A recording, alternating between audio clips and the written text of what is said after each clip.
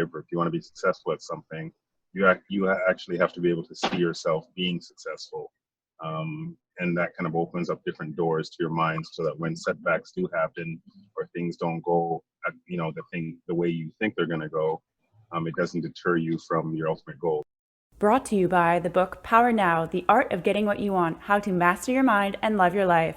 Hi, thank you so much for being here. I'm Kirsten Bloomquist. I am the author of Power Now, and I am a clinical hypnotherapist. You can find me at www.feelingpowerful.com. Let's jump right in. Welcome, and thank you so much for being here.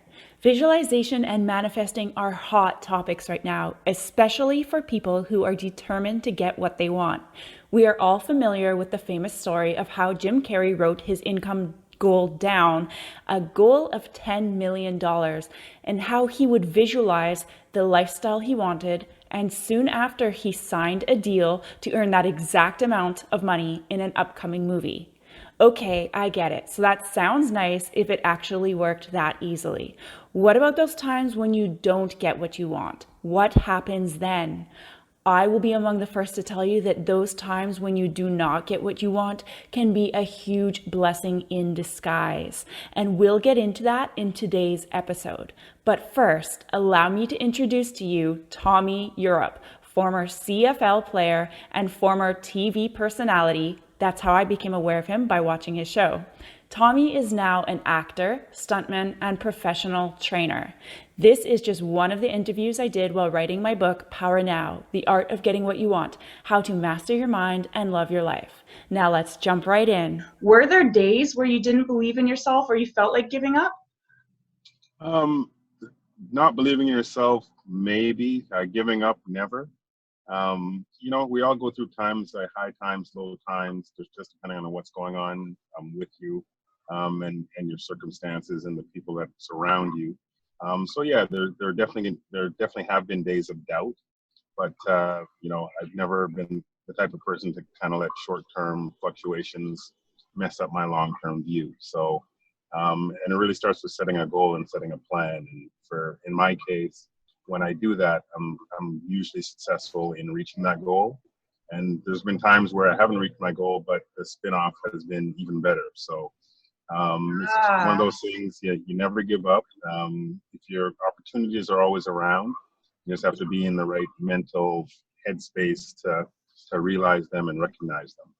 So I love what you said there. Are we able to dive a little deeper into that area where you said there's times where you didn't reach your goal, but something better came out of that? Because there's a lot of people, when they encounter rejection or challenges, they give up and they lose hope altogether. But you saw a different opportunity. So can you explain a time maybe when you failed or you didn't get what you wanted and what happened instead? Sure. It goes back about 20 years. 1997, I signed with New Orleans Saints in the NFL, and that was one of my goals. I played previously prior to that 4 years in the CFL. So having that opportunity, and that's something I really, really wanted and gave everything into the whole process. Lo and behold, I was released at the end of training camp, and I was bummed out for a couple days. But then, once the smoke kind of cleared, I had my choice of anywhere I wanted to go back into the CFL, and came back. And some people have the idea of, if you don't reach your goal, be miserable and slug your way through. My thing was, I gave it everything I had. I didn't get what I wanted ultimately, but it led me to come to another situation, another city, and flashing ahead, the people that I met in my time in Montreal playing for that team was ultimately how I ended up meeting my wife. And that was the ultimate payback. So had I made the New Orleans Saints, I probably would not have or had the same type of relationship that I'm enjoying at this present time. Oh, that's great. That's such a good story. So what was your driving force through those tough, challenging times? Just always pushing through and not really sinking into the negative. I mean, the negative will always be there, and there's no point you being negative on yourself, because there's going to be enough people around you or that you'll encounter that will kind of bring that negativity, like, you don't think you're going to make it. There's always going to be doubters and things like that. And my thing has never been to let them in or let them change my outlook or my focus, because I'm the one that's putting in the work. And if you put in the work for whatever you're going after, something good is going to come out of it. If you fall short of your goal, there's usually always a lesson that, if you're astute enough and you can pick it up, once you do the process again, you will not make that same mistake. And that's kind of the motto that I try to go with through, once football is finished, getting into fitness and then film and then doing all of those things right now as well. And that's what really propels me to kind of continue going forward and constantly setting goals. Absolutely, constantly setting goals. That's great. So it sounds like you did a lot of things to protect your mindset, because there's going to be negative people no matter what. So you really protected your mindset. You had focus and a vision, and then those goals. So you kept moving towards that. That is great. So do you do anything specific to start the day off with the right mental attitude? Because you've got a very positive attitude. Well, my day usually starts off with my daughter waking me up. But sometimes I do meditate. If I'm up early, if I'm gonna go train, or if I'm on set, just kind of take a couple minutes to myself and kind of gather everything together, get my thoughts together. And that's something I did when I played football as well. Just kind of puts you in a much more focused, much more in tune with your body and what's going on. So that's, as far as starting a day, that's definitely the way to do it. And, every time you wake up, it's a new opportunity. And, I've never really let things get me down too long or too far. Yeah, there have been tough times for sure. But I try not to color the entirety of my life with with those kind of negative feelings. Absolutely. And that's what I like about a lot of athletes. They have the right mindset. So I don't know if the coaches help you with that or how you develop that along the way, but I've noticed with a lot of professional athletes, they have a very strong mindset, and they're very good at tapping into that and applying it to their goals and their dreams. And it sounds like a lot of that with you as well. So yeah, I think sorry. Go ahead. No, go ahead. I think just from any professional athlete, doesn't matter what the sport is, they've been doing this since they were little kids. So they've been trying to make competitive teams since they were little kids. Sometimes they may have made it, sometimes they may have got cut or released or played on another team. So you just kind of get used to having that thick skin and being mentally tough, because again, there's lots of naysayers, lots of people who would love to bring you down to their level. So you always have to find a way to kind of ascend above that, and not let somebody drag you down and let you play on their level. If anything, you bring them up so they can hopefully try and play at your level. Yes, I like that. So you spoke about setting goals and constantly having a goal in front of you. When it comes to those goals, is there anything in particular that you do with your mind, such as rituals or visualization, affirmations, anything like that you do to help yourself achieve the goal?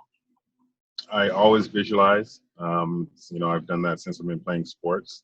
I'm a speaker as well, so when I go across, I kind of visualize the talk and how things are going to go. So I'm never really surprised. You got to, especially in something competitive, or if you want to be successful at something, you actually have to be able to see yourself being successful. And that kind of opens up different doors to your mind, so that when setbacks do happen or things don't go, the way you think they're going to go, it doesn't deter you from your ultimate goal, because you've seen yourself succeed at it. And I think visualization is something that everybody should incorporate into their lives, and not just athletes, everybody, because it works. It's tried and proven, and you just have to put a little bit of time in and really focus and see what it is you really want. Absolutely. I definitely agree with you. So, being that my book is about your own personal power, what is your definition of the word power? My definition of power, just being on top of your game, and just being powerfully, not just physically, but mentally, socially, all different aspects. One of the things that I've done over the years is, come up with my own philosophy, and it's my shred philosophy. And SHRED is an acronym for strength, heart, resilience, efficiency, and discipline. And for me, that's kind of like my power. That's, and that's over the years, if you apply all of this to your life or your goals or whatever you're going through, you're going to be successful in reaching your goal. So I think for power, that would definitely be something that would associate with that. Yes, for sure, for sure. Do you have any last minute words of advice or wisdom for people who they've got a goal in mind and maybe they've struggled to achieve it, they failed a few times? Do you have any words of wisdom to share with them? Write your goal down. If it's something that really speaks to you and it is something you really want, nothing will deter you from your path. Whether you put a dream board up or whatever you want to do, but write it down so it's in front of your face. Tell people about it so they can remind you about it, so that when you are, if you're not in that good place or you're dragging your butt a little bit, there are people that will pick you up and remind you of your goals. When I train people and they're having bad days, everyone has bad days. So I tell them to focus on, what their ultimate goal was. So I said, do you remember what you told me a month ago, 2 months ago, you wanted to achieve? Well, that's where we're going. Today is just, today is going to be gone in, 12 hours. Then you get on to the next day, you shake it off and you come right back at it. So I guess, going back to the, one of your first questions, never give up. And if you keep that kind of attitude and keep going forward, you will be successful. Absolutely, I agree. And how can people get a hold of you or get more in touch with you? Do you want to let people know ways they can reach out to you and follow along with what you're doing? So you can find out everything about me. Hey, well, you can Google me. Yeah, that works. Or you can go to my website, tefitness.com, and that has everything fitness related, film related, stunt related. And yeah, just go on, continue living your life and be the best that you can be, and live it day by day. Don't look too far forward or don't look back. Look forward and and learn from your shortcomings, and things will be all right. Absolutely, you got to keep looking forward, right? I love that you said that. So thanks again, Tommy, for being here, and I wish you all the best. Thank you. I wish you the best as well, and I know your book's going to be fantastic. Thank you. Thank you. I'll definitely send you a copy. Looking forward to it. Okay, I don't know about you, but I love hearing success stories about people who didn't get what they wanted or they failed, but they found the power within themselves to create something even bigger and better, just like Tommy did. What was your biggest takeaway from the show? I'd love to hear it in the comments below. Thank you so much to Tommy Europe for being on this show. Be sure to follow him online. I've included the links here. And if you're not getting the results that you want with visualization, it's because you're doing it wrong. Would you like my exact step-by-step process for how you can visualize effectively? I have included the effective visualization process in my book, Power Now, The Art of Getting What You Want, How to Master Your Mind and Love Your Life. Order your copy at www.feelingpowerful.com. Thank you so much for watching, and I'll see you next time.